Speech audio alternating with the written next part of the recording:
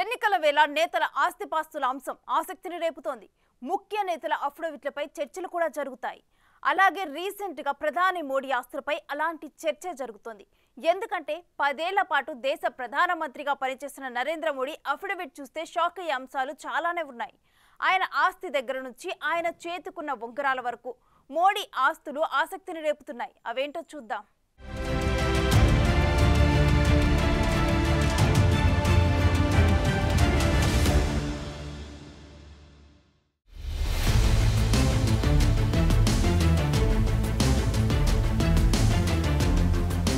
ఈసారి దేశ సార్వత్రిక ఎన్నికల్లో అత్యంత ధనవంతుడైన లోక్సభ అభ్యర్థి ఆస్తి అక్షరాల 5,000 కోట్ల పైమాటే. ఇక అత్యంత బీద లోక్సభ అభ్యర్థి ఆస్తి 7 రూపాయలు. ప్రజాస్వామ్యానికి అసలు అర్థం ఇలాంటి నెంబర్లలో కనిపిస్తున్నప్పటికీ కొందరి ఆస్తుల గురించి తెలిస్తే ఆశ్చర్యం వేస్తుంది. ఎన్నికల అఫిడవిట్లో కొంతమంది అభ్యర్థులు అందించే వివరాలు చూస్తే మన కళ్లను మనమే నమ్మలేని పరిస్థితి ఉంటుంది. పెద్ద పెద్ద బిజినెస్లు నడిపిస్తున్నా, దశాబ్దాలుగా రాజకీయాల్లో చక్రం తిప్పుతున్నా, బయటకు విలాసవంతంగా కనిపిస్తున్నా అఫిడవిట్లో మాత్రం పూర్తి భిన్నమైన సమాచారం కనిపిస్తుంది. ఉండడానికి సొంత ఇల్లు, తిరగడానికి సొంత కారు కూడా లేదని చెబుతారు. ఇక నమ్మడం నమ్మకపోవడం ప్రజల ఇష్టం. అయితే అందరు నేతలు తమ ఎన్నికల అఫిడవిట్లో దాదాపు అధికారిక నిజాన్నే వెల్లడిస్తారు. చట్ట పరిధిలో అబద్ధపు సమాచారం ఇవ్వకపోవచ్చు. ఇక 100% నిజాయితీ పరులమని చెప్పుకునే మోడీ లాంటి నాయకులైతే అస్సలు చెప్పరు. అందులోనూ దేశ ప్రధాని స్థాయిలో ఉండి రూపాయి రాంగ్ చెప్పినా రేపు ప్రతిపక్షాలకు టార్గెట్ కాక తప్పదు. అందుకే అఫిడవిట్ ప్రకారమంతా పర్ఫెక్ట్ గానే ఉంటుంది.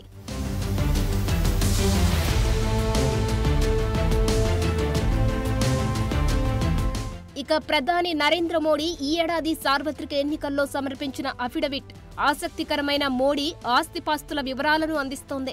10 ఏళ్లుగా ప్రధానిగా ఉన్న మోడీ ఆస్తులు గత 5 ఏళ్లలో రెట్టింపయ్యాయి. 2018, 19 నుంచి 2022-23 వరకు తన ఆదాయం రెట్టింపు అయినట్లు మే 14న సమర్పించిన ఎన్నికల అఫిడవిట్లో మోడీ తెలిపారు.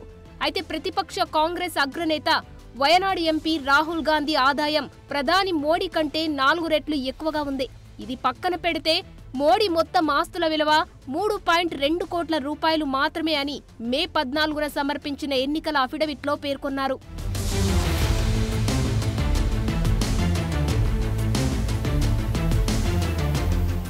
ఈ 3 కోట్ల చిల్లరలో ఫిక్స్డ్ డిపాజిట్లు 2,85,60,338 రూపాయలుగా ఉంది.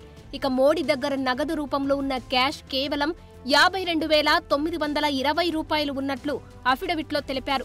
అయితే తనకు ఎలాంటి స్థిరాస్తులు లేవని, సొంత కారు, భూమి, ఇల్లు లాంటివి ఏమీ లేవని మోడీ పేర్కొనడం దేశ ప్రజలను ఆశ్చర్యానికి గురిచేస్తోంది. అయితే గతంలో గాంధీనగర్లో ఉన్న వారసత్వంగా వచ్చిన కొంత భూమిలో తన వాటాను విరాళంగా ఇచ్చిన తర్వాత మోడీ పేరిట ఎలాంటి స్థిరాస్తులు లేవని ఏబీపీ న్యూస్ గతంలోనే రిపోర్ట్ చేసింది.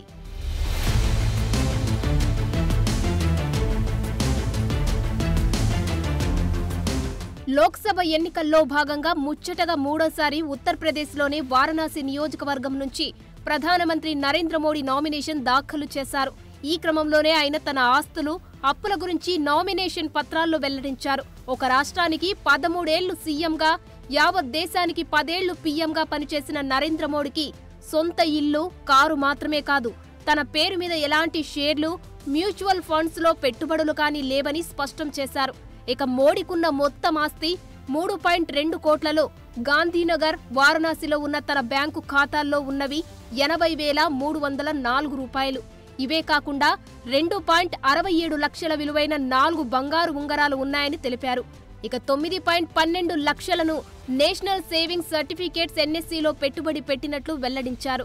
2019లో దీని విలువ 7.61 లక్షలు ఉండగా ఈ 5 ఏళ్లలో దాదాపు 2 లక్షలు పెరిగినట్లు తెలుస్తుంది. 2018-19లో 11.14 లక్షల రూపాయలు ఉన్న తన ఆదాయం 2022-23లో 23.56 లక్షలకు పెరిగినట్లు తెలిపారు మోడీ.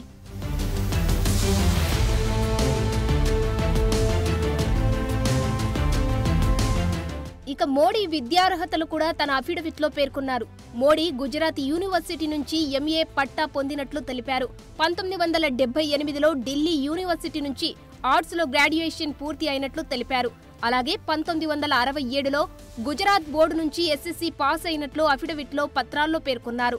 ప్రభుత్వం నుంచి వచ్చే జీతం, బ్యాంకు నుంచి వచ్చే వడ్డీ తన ఆదాయ మార్గాలని వివరించారు. వారణాసి నియోజకవర్గం నుంచి 2014లో మొదటిసారి, 2019లో రెండోసారి ఎంపీగా లోక్సభకు ఎన్నికైన మోడీ 2014లో తన మొత్తం ఆస్తుల విలువ 1.66 కోట్లు అని అప్పటి నామినేషన్ పత్రాల్లో పేర్కొన్నారు. తర్వాత 2019లో మొత్తం ఆస్తులు 2.51 కోట్లు అని తెలిపారు. ఇప్పుడు అంటే 2024 ఎన్నికలు వచ్చేటప్పటికి మోడీ ఆస్తులు దాదాపు మరో కోటి మాత్రమే పెరిగి 3,02,06,889 రూపాయలయ్యింది.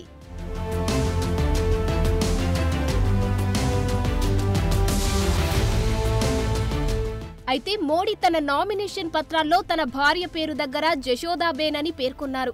అయితే ఆయన భార్య జశోదాబేన్ ఆదాయంతో పాటు ఆమె గురించి ఎలాంటి సమాచారం తెలియదు అని రాశారు. చివరిగా ఆమె వృత్తి ఏంటి అనేది కూడా వెల్లడించలేదు. పోతే మోడీ తనపై ఎలాంటి క్రిమినల్ కేసులు పెండింగ్లో లేవని తెలిపారు. అంతేకాకుండా ప్రభుత్వానికి తాను ఎలాంటి బకాయిలు లేవని స్పష్టం చేశారు.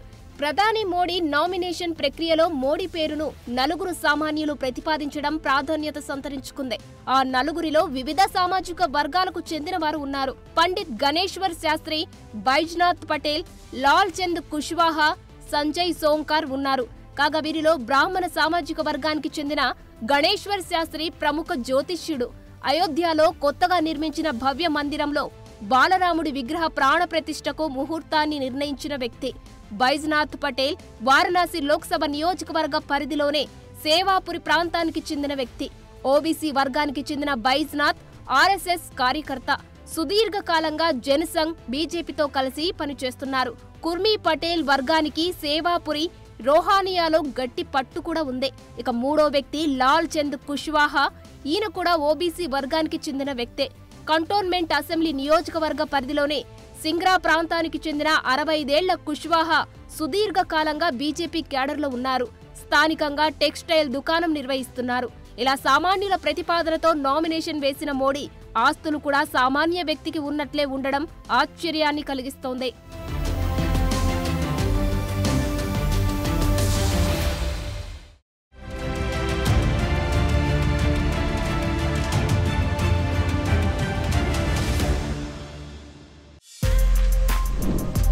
For more videos like this, subscribe Big TV channel.